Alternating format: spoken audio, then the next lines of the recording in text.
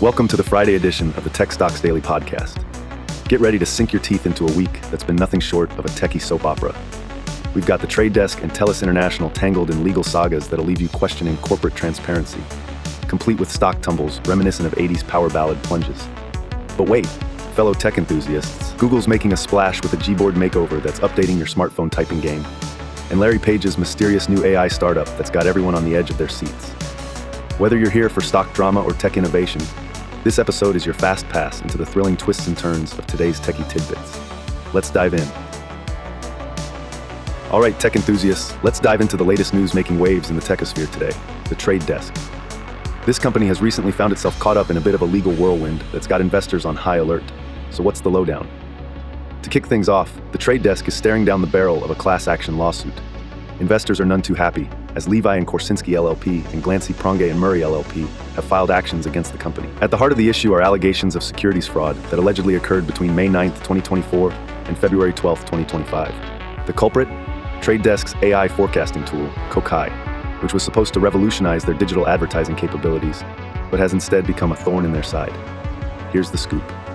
The lawsuit claims that Trade Desk misled its investors by painting an overly rosy picture of their business situation. They allegedly concealed significant issues with the rollout of GOOG, their next-gen platform intended to replace the older Solomar platform. This transition did not go smoothly, and the delays negatively impacted revenue growth. As a cherry on top, the revenue ambitions of $756 million set by the company couldn't be met, with actual earnings coming in at $741 million, a miss that shook confidence. Taking the trophy for adding insult to injury, when this revenue shortfall was revealed alongside slow GOOG deployment during their fourth quarter 2024 financial call on February 12, 2025, the aftermath was brutal. The company's stock went for a rapid decline, losing over 33% of its value. Yowza. That translates to a drop of around $40.31, closing at $81.92 the next day. Such a steep decline reflects how serious investors found the situation. Both Levi and Korsinski LLP and Glancy, Pronge and Murray LLP are on the hunt for individuals who bought or held the trade desk common stocks over this defined period and believe their trust was betrayed. Investors have until April 21st, 2025 to put themselves forward as a lead plaintiff in these legal dance-offs. And don't worry, either firm assures potential claimants that they can join the class without any out-of-pocket costs or fear of lawyer fees. Despite the legal drama, it's not all doom and gloom. For those investors looking at taking action, there might be a silver lining in terms of potential compensation for the losses incurred. The coming months will be crucial as the case unfolds and potentially escalates. And with heavyweight law firms boasting a history of scoring hefty settlements prowling the scene, you can expect a showdown of epic proportions. Take note, if you're or know anyone affected as an investor, now is your moment to act or not. The ball is in your court. We'll be keeping a keen eye on this legal saga as it develops, so stay tuned for more updates. All right, folks, get ready to dive into the juicy details of today's drama in the corporate world involving Telus International Inc., known on the stock exchange as TIXT. It's a blockbuster storyline, complete with legal battles, executive retirements, and business strategy overhauls. So here's the scoop.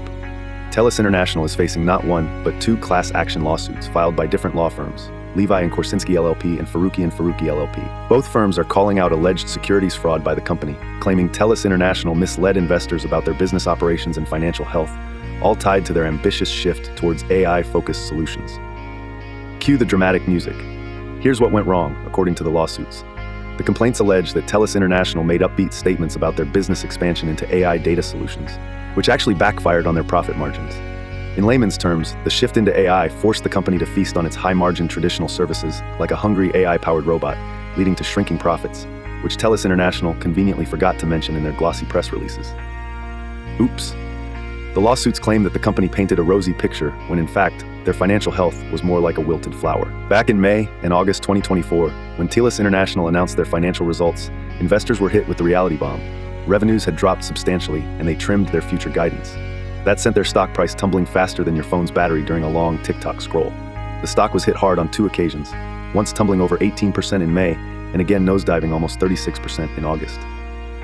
To make matters juicier, on August 2nd, 2024, Jeff Puritt, the then CEO, casually announced his retirement. Coincidence? We think not. In a conference call, he admitted the strategic shift towards AI was akin to playing a financial game of eat your own cooking, suggesting that they were applying a bit too much hot sauce on their financial strategies and essentially burning their own profit margins. Both lawsuits encourage investors who suffered financial setbacks to step up as lead plaintiffs before the deadline of March 31st, 2025. This means if you lost money, you can join forces with your fellow investors to hopefully recover some of those losses.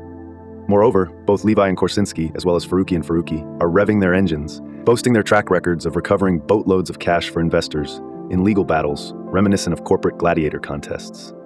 They warn that the company's happy outward facade didn't reflect the reality of its fiscal predicament, and now they're eager to fight for your stake.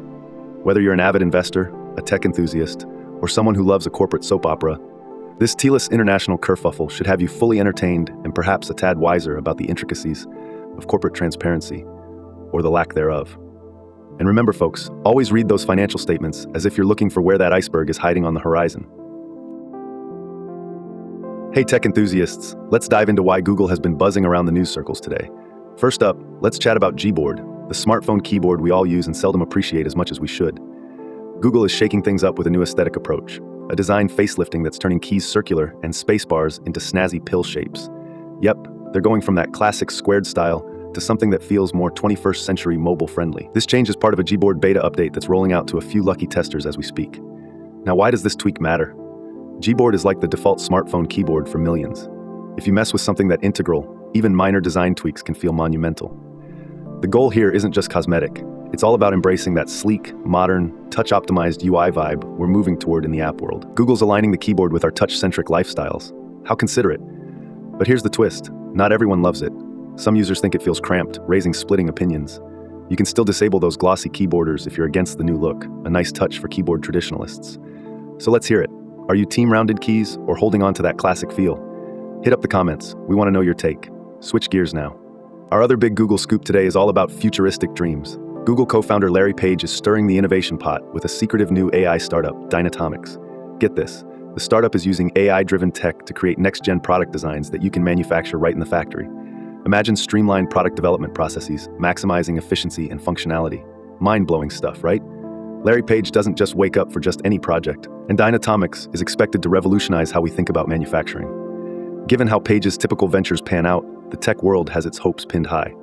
This aligns with the trend towards AI setting foot into manufacturing industries, which other startups like Orbital Materials are doing in areas like material discovery. It's definitely a bold move, with the potential to reshape manufacturing across industries. Plus, knowing that this push is spearheaded by a titan in tech innovation like Page, with his $156 billion net worth to back it, it's hard not to be excited. Now, your thoughts. How do you feel about AI taking the manufacturing wheel? Are you ready to buy products made by AI-driven designs? Drop your voice in the comments. So there you have it, folks. Google is out here ensuring neither your thumbs nor the manufacturing landscape will ever be the same again. Keep those comments coming and stay tuned for tomorrow's Tech Tea. All right, let's put on our investment cap and focus on the trade desk for a sec, given the juicy context provided.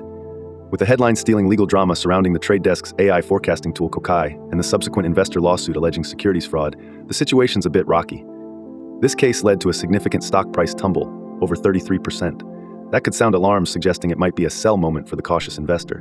But hold up. In situations like this, there might be a tempting opportunity in this turmoil. Should you buy at these lower prices? Well, here's how to think about it. If you believe the trade desk, known for executing sophisticated digital advertising operations, will resolve these legal hips and continue growing after this short-term setback, then buying into the dip might appear enticing. Historically, companies navigate through such legal headaches, stabilize, and often rebound stronger. With their robust platform and market position, there's merit to the idea that they could address these internal issues and reemerge victorious. However, that's pudding yet to be proved. Currently, if I held shares, a hold tactic seems sensible. Waiting to see how they navigate their legal journey and address Kokai's issues before making bold moves could hedge bets against immediate further volatility. However, nudging straight into buying more at this minute could be a lottery, only justifiable if you have faith in the trade desk overcoming these challenges. The downside, of course, is that if these issues worsen, the financial repercussions could further drag the stock price down. As Spider-Man's uncle would say, with great potential rewards comes equal risks. One key reminder, I'm just dishing out thoughts based on today's tech vibes. Always do your homework before making investment decisions. They're super personal, and only you know your financial mix perfectly well. It's your hard-earned cash after all. Happy researching. Today's tech market served up a spicy concoction of legal woes for the trade desk and Telus International, both grappling with class action lawsuits that sent their stocks on a roller coaster ride, while Google spiced things up with a Gboard makeover and Larry Page's secretive AI antics.